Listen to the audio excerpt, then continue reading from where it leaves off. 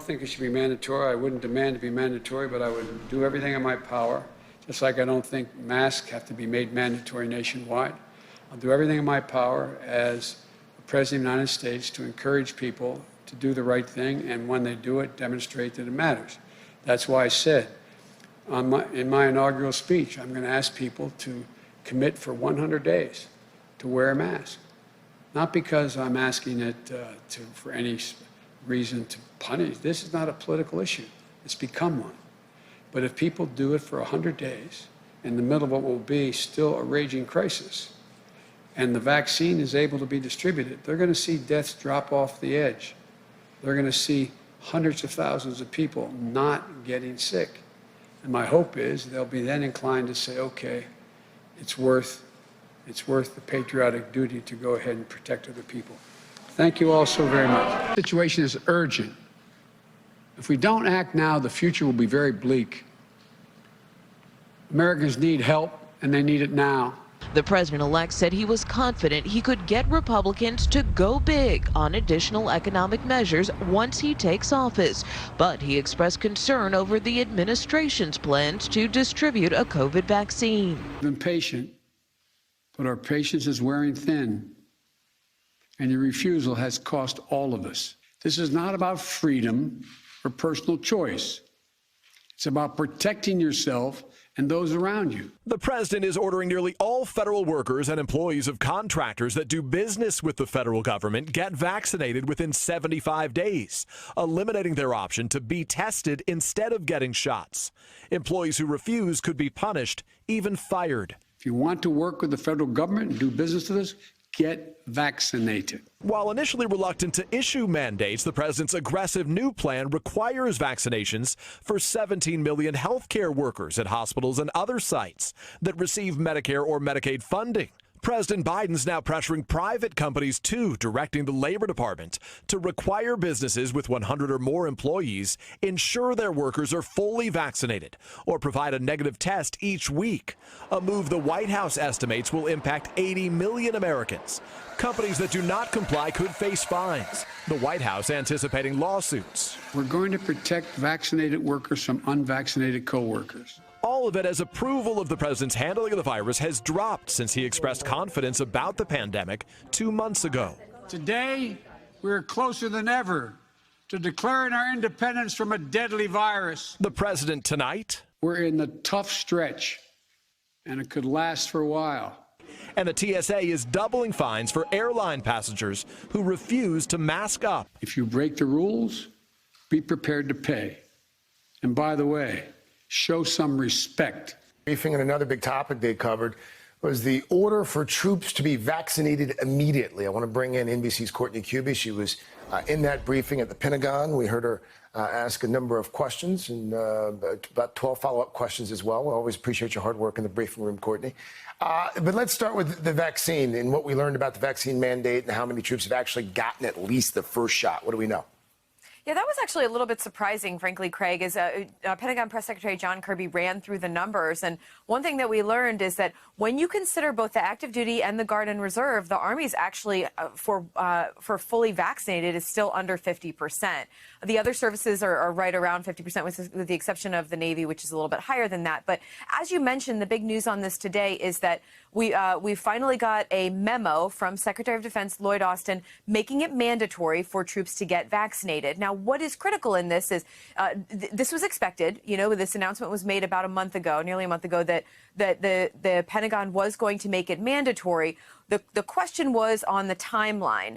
And at the time, the Pentagon said that they would make it either mandatory once one of the vaccines had full FDA authorization. Now, the Pfizer vaccine does, of course.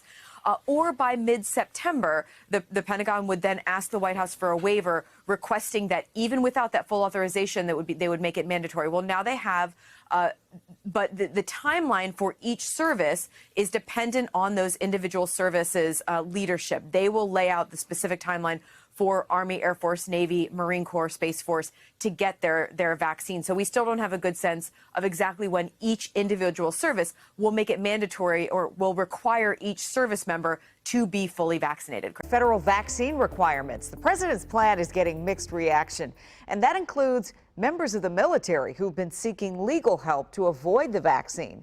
Matthew Torres joins us to explain how attorneys have been busy taking calls from across the region, and they've been sort of inundated, right, Matthew? Definitely. The Pentagon already issued a vaccine requirement for all military members after the FDA approved the Pfizer vaccine. But after President Biden's executive orders, military attorneys are expecting more calls, pushback, and even a possible class action lawsuit. So looking to not have to take the vaccine. Attorney Chad Lennon and his law firm Tully Rinke have been fielding hundreds of calls from military members across the country refusing the vaccine. So we do have a number of personnel calling us from the DC area.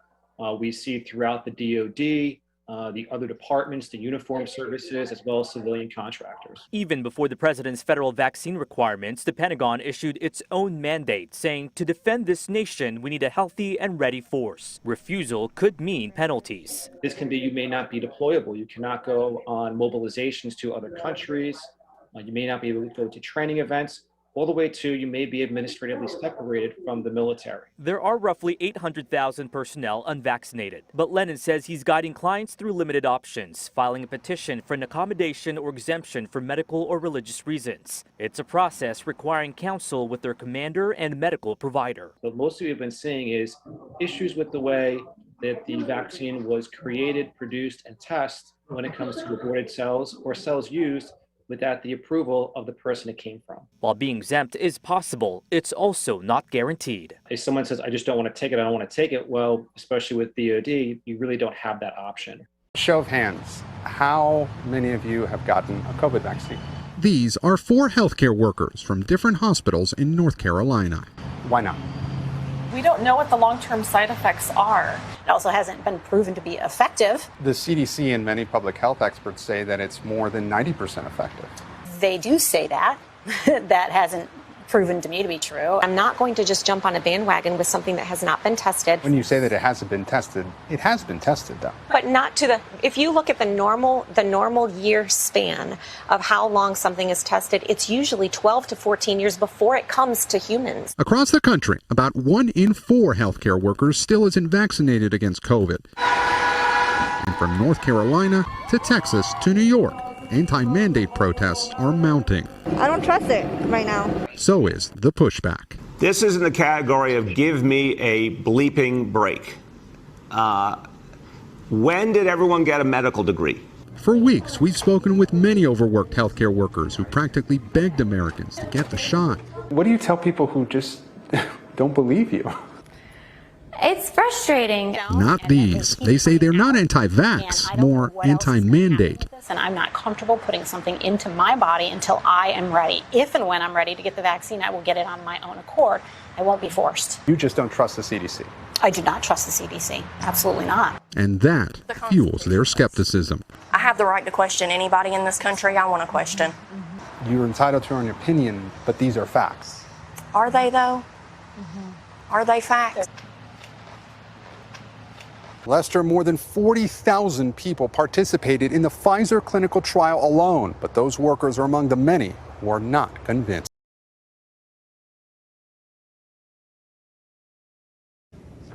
Well, America has experienced a rapid, in fact, a massive inflation in genders. At one point, biologists were allowed to determine what biology was, and there were 2, male and female. Now there's agender, bigender, two-spirit, hydra. We could go on forever, literally forever, because the core orthodoxy is that there are infinite genders, but not everyone agrees. Some people believe in science at their peril, it turns out. Lake Engel is one of them. He's a student at Indiana University of Pennsylvania. In a religion class, a class about Christianity, he stated his belief that there are 2 genders because, again, that's biology. And for that, he was told he had to apologize in front of the class, stand silently while they critiqued him, re-education camp stuff. Lake Engel joins us tonight. Lake, thanks for coming up. Thanks for having me, Tucker. So I don't know if I was mischaracterizing that. You had this professor called Allison Downey who was so threatened because you disagreed with her that she tried to get you to sign some form apologizing for your unorthodox, non-allowed thoughts, and then what happened? Right, yeah, she asked that I would sign a document complying with her asking me to apologize to the class as well as giving her a written apology. she asked that I would stand in front of the class in silence as I apologized, and then they would give any comments on my outbursts. Did she say what specifically she was so offended by? She didn't like the fact that I disagreed with the subject being pushed in class being more than one gender, male privilege, systemic sexism, and mansplaining. Is mansplaining a measurable thing? I mean, is it a like species of social science studying mansplaining? What is mansplaining anyway? Do you know? Did you learn? I'm not sure. I think it's any time a man speaks, really. A family can be made up in many different ways. It's called SOGI, for Sexual Orientation and Gender Identification, a curriculum that teaches public school students across Canada to celebrate the homosexual lifestyle and that gender is fluid. In other words, your gender is not dependent on what parts you were born with, but rather what you feel like in the moment. There's people that are boys, there's people that are girls. There are people whose gender might be a little bit of both or might even be neither. Lessons include books about transgender children, such as 10,000 Dresses, and songs like The Rainbow Song. Gender won't decide the choices we make. Some boys like dressing up, some girls like catching snakes.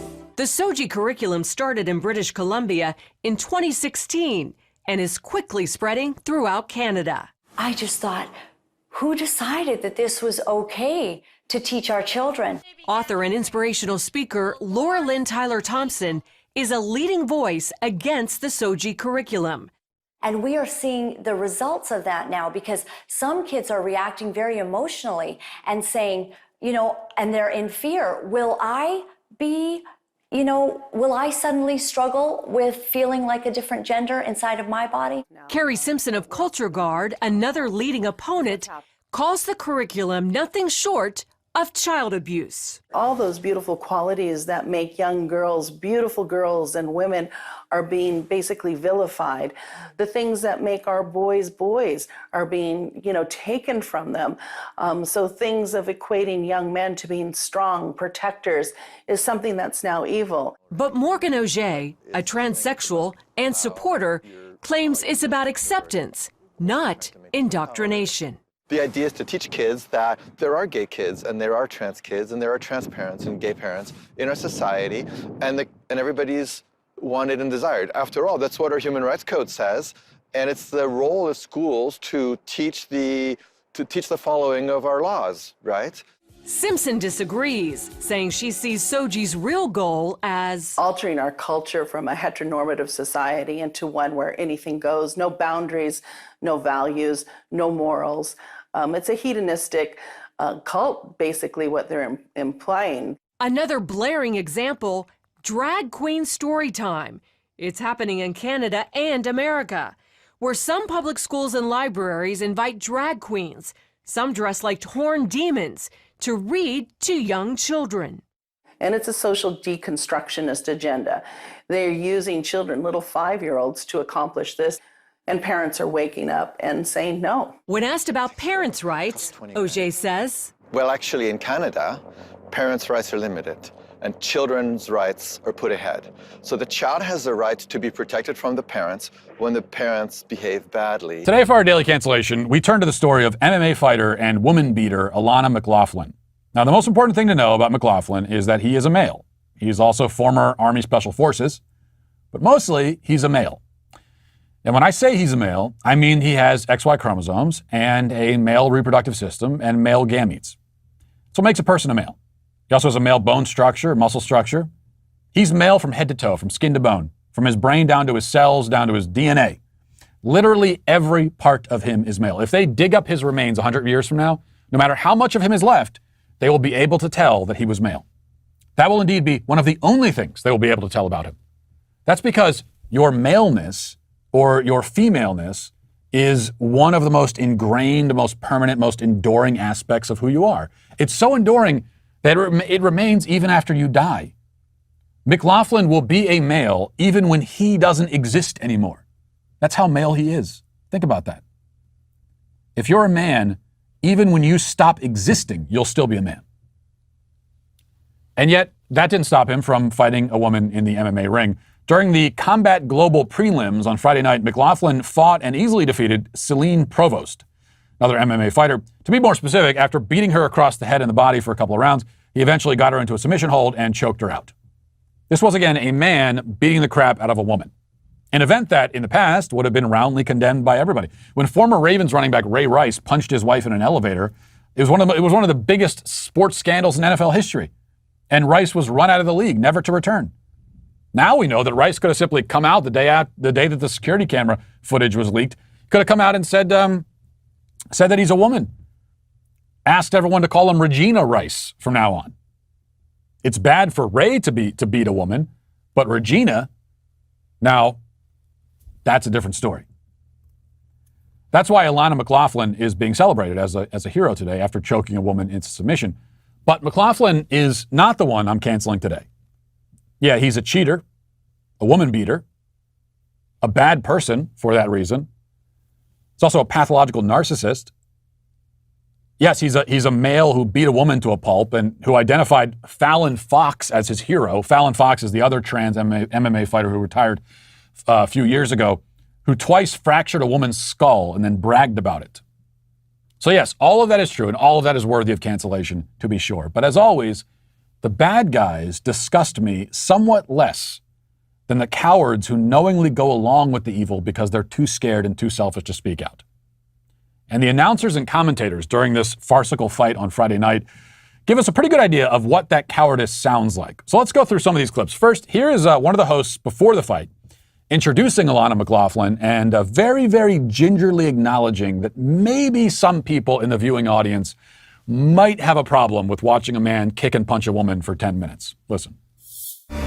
Back here on Combate Global with Rodolfo Roman, my name is Max Bretos, and Alana McLaughlin will be fighting here tonight, and the topic of trans athletes competing obviously splinters the conversation quite frequently. However, whatever side you think about, and whether you think that the trans athlete should compete, one thing we can all agree on, the sacrifices one has to make that decision is bigger than anything any of us would do on a regular basis. Alana McLaughlin has had to overcome many hurdles in her life and her career. It's a journey that only her have taken. Let's take a closer look at some of those sacrifices that she has had to make. As early as I knew there was a difference between girls and boys, I knew that something was different. I grew up mostly in South Carolina. My upbringing was not exactly standard. It wasn't usual. My parents go to church 5 times a week. Wasn't the best childhood. We didn't have a lot of money. And of course, growing up a queer kid in the South, it was never going to be easy. My family definitely was not supportive and are not today. His family is not supportive. Well, that's good news, at least. You like how he says, my upbringing was pretty rough, not usual. My family went to church. And that's all he has. That's his horror story of being raised. Man, I had it pretty tough. Family went to church. Yep, that was it. Now, I can tell you that I certainly would not be supportive of my son getting into the ring with women and choking them on national television. That's not something that I would support, to put it mildly. And yet the announcer says that we can all agree that the sacrifices made by a male who beats up a woman are bigger than any of the sacrifices that any of us have ever made.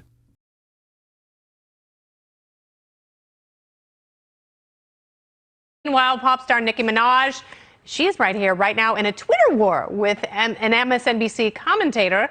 It started when Nicki tweeted, quote, "They want you to get vaccinated for the Met Gala.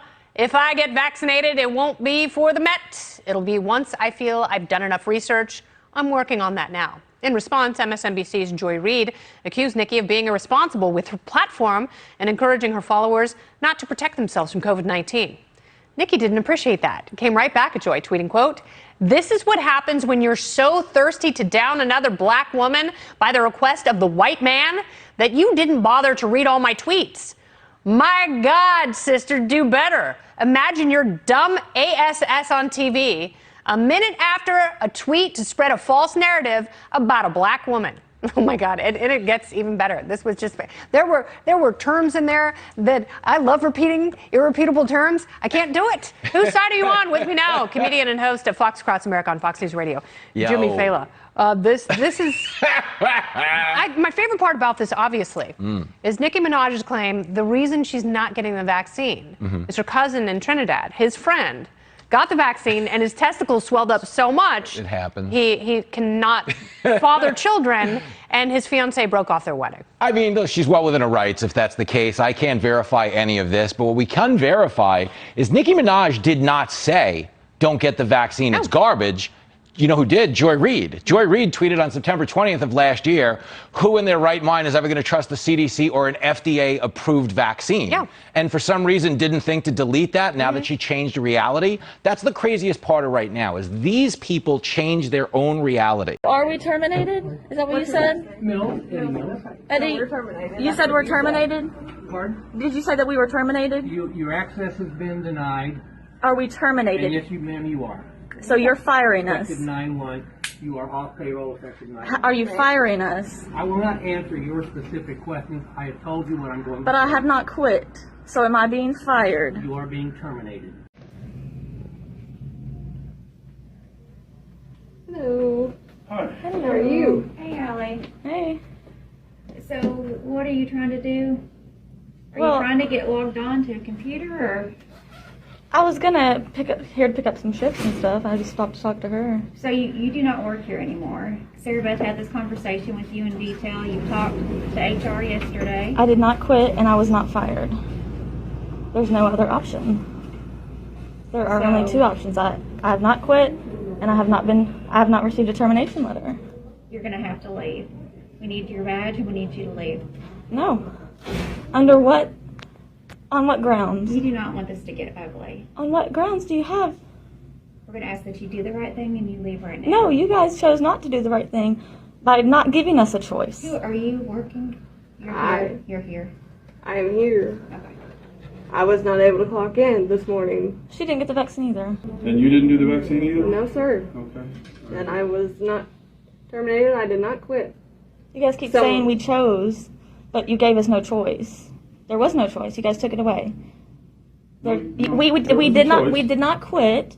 Okay, so there was a choice. Okay, You so chose not to then take the fire vaccine and us. You didn't. So then fire us. So I'm the director of security, and under my authority, I need both your ID badges. I need right my now. termination letter. I need your ID badges right now. This doesn't have to go this way. You can cooperate or you cannot. You don't have any grounds to say I do that. have grounds. No, you don't. You're videoing right now. I know Yeah, that I you are. am. She is. I am. Because you guys have no grounds to do this. You're saying do the right thing, so you know I'm in the right. I'm asking You have no to leave legal. in a professional manner. I'm The not fact that we though. have to get I will HR not leave in a professional You don't manner. have my permission to record. And I'm requesting. Can work through a whole pandemic with no vaccine. Brave.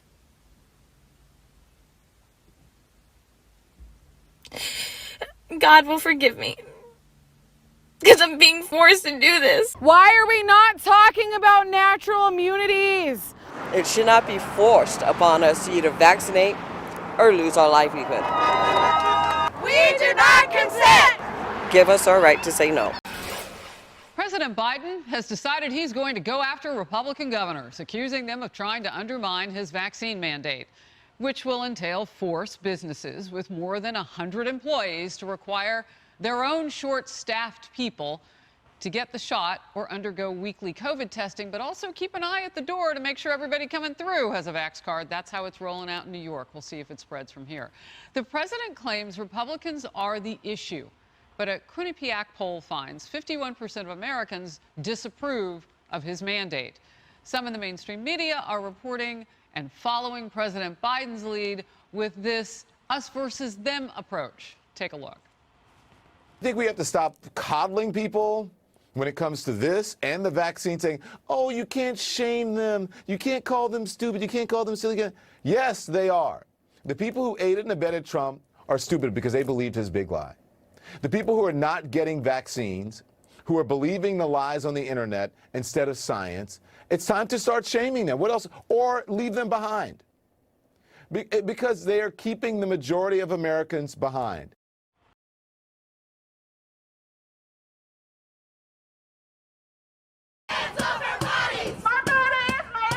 Just hours after the law came into effect, protesters swore they'd keep fighting. The new law bans abortion once a fetal heartbeat can be detected, about 6 weeks in, before most women would know they're pregnant. The new limit will be enforced by private citizens. They can sue anyone who helps a woman get the procedure after 6 weeks. Doctors, friends, even an Uber driver could be sued for $10,000. Texas has literally turned back the clock 50 years. So it's an incredibly dark day, not just for the 7 million women of Texas, but also to the 80% of Americans who believe that there should be safe and legal abortion. Our creators endowed us with the right to life. The bill was signed in May, but a challenge delayed its impact. The Supreme Court, now dominated by conservatives, gave no response, and the clock ran out. There was a war on my body and a war on my rights. The Texas high school valedictorian whose speech against the bill went viral in June is devastated today. That life-changing decision of whether or not you carry that pregnancy to term and what happens afterwards is no longer up to us. The White House called the law outrageous and unconstitutional, violating nearly 50 years of abortion rights established under the landmark Roe v. Wade decision. Vice President Kamala Harris said this all-out assault on reproductive health effectively bans abortion for nearly 7 million Texans of reproductive age. Anti-abortion activists are celebrating, but not claiming total victory yet. The Supreme Court could still hear that challenge. If not, the Texas heartbeat law could well become a template for states trying to curtail abortion access. Carolyn Dunn, CBC News, Washington. A careful assessment of the facts and the law, the Justice Department has filed a lawsuit against the state of Texas. Our position is set out in detail in our complaint. Its basis is as follows. SB 8 bans nearly all abortions in the state after 6 weeks of pregnancy, before many women even know they are pregnant, and months before a pregnancy is viable. It does so even in cases of rape, sexual abuse, or incest. And it further prohibits any effort to aid the doctors who provide pre-viability abortions or the women who seek them. The act is clearly unconstitutional under long-standing Supreme Court precedent. The statute deputizes all private citizens without any showing of personal connection or injury to serve as bounty hunters, authorized to recover at least $10,000 per claim from individuals who facilitate a woman's exercise of her constitutional rights. The obvious and expressly acknowledged intention of this statutory scheme is to prevent women from exercising their constitutional rights by thwarting judicial review for as long as possible. Thus far, the law has had its intended effect. Because the statute makes it too risky for an abortion clinic to stay open, abortion providers have ceased providing services. This leaves women in Texas unable to exercise their constitutional rights and unable to obtain judicial review at the very moment they need it. This kind of scheme to nullify the Constitution of the United States is one that all Americans, whatever their politics or party, should fear. If it prevails, it may become a model for action in other areas, by other states, and with respect to other constitutional rights and judicial precedents. Nor need one think long or hard to realize the damage that would be done to our society if states were allowed to implement laws that empower any private individual to infringe on another's constitutionally protected rights in this way. Now, folks, for years we've been preaching and teaching about the coming Antichrist. And we've been expecting a man, the son of perdition. Some have speculated that that man has already been born, that he's somewhere on the earth now, and perhaps even a man, and soon to take power. Now, is there such a man as an Antichrist? I say, yes, there is a man of Antichrist. he's going to come one day, and he's going to be well received, and I'll tell you why he's going to be well received. He's going to be well received even by many who were Christians, who have been prepared for his coming, and he's going to be revealed, and the only reason he's not revealed now, it's not his time, and the Holy Ghost is holding it back. But one day the Holy Ghost will lift his restraining hand. This man will be revealed. He'll be incarnated by Satan. He will demand and receive the worship of mankind. And then when his work is finished, his time is done, the Bible said he's going to be consumed with the mouth of our holy God. But there is an Antichrist spirit. There is a man. Antichrist. You see, there are two Christs in the world. Jesus Christ the Lord and Antichrist. Antichrist has a spirit. There is a spirit of Antichrist that is even now moving in the world, preparing for the coming of this man. Just as sure as you as a believer have the Spirit of Christ in you, there are people today that are absolutely possessed of the spirit of Antichrist. And I'm going to show you today how it is overpowering many churches, and that some churches, believe it or not, are directed by the spirit of Antichrist. Paul warns that there's coming false prophets who will preach another gospel and another Jesus. That other Jesus is the Antichrist. And they're going to be of the spirit of Antichrist. And there are going to be many apostate Christians in the last days. But folks, while we've been looking for this man, Satan has been creeping in and by his spirit preparing. You see, Antichrist is not going to suddenly appear on the scene and try to overwhelm mankind. The Bible says by the time the Antichrist is revealed, he will have already prepared the hearts for his coming. Paul said, for the mystery of iniquity did already work. It's already at work. The spirit of Antichrist, Paul said, is already at work. He's already moving. He's already taking position. He's already coming into power. I want you to go to 1 John, please. 2nd chapter. 15, verse 15, begin to read with me. Love not the world, neither the things that are in the world. If any man love the world, the love of the Father is not in him. For all that is in the world, the lust of the flesh and the lust of the eyes and the pride of life is not of the Father, but is of the world. But the world passeth away and the lust thereof, but he that doeth the will of God abideth forever. Now listen to this, little children, it is the last time. You've heard that Antichrist shall come. Even now there are, what? Many Antichrists, whereby we know that it is last time. It means that there are many that have been infiltrated and possessed by the spirit of Antichrist. The spirit of Antichrist, John is saying, is already moving. It's in many hearts. The spirit of Antichrist. There are many, not the man, not many Antichrists, but the spirit of Antichrist in many. Now, in this passage, John is telling us those whose hearts are still in love with the world, those who are still bound by lust, have opened themselves to the spirit of Antichrist. The lust of the flesh, the lust of the eye, the pride of life, it's not of the Father. Who's it of? It's of the Antichrist. Once you go to 2 Peter, the 2nd chapter. Folks, I'm going to tell you something.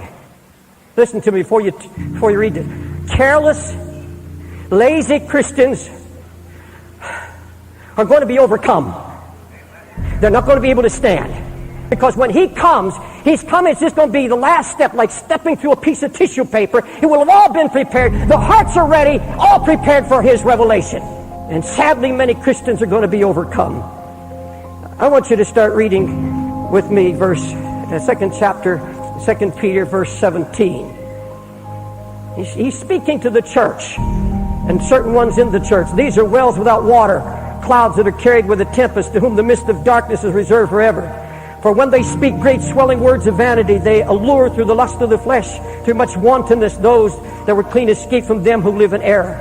While they promise them liberty, they themselves are the servants of corruption. But of whom of a man is overcome, the same as he brought into bondage. Now listen to this, for if after they've escaped the pollutions of the world through the knowledge of the Lord and Savior Jesus Christ, these people claim to be saved through the knowledge of the Lord Jesus Christ. Do you see that? And then it says, then they are again entangled therein and overcome. The latter end is worse with them than the beginning. Now folks, listen to me. There are going to be Christians overcome by the spirit of Antichrist that's at work right now.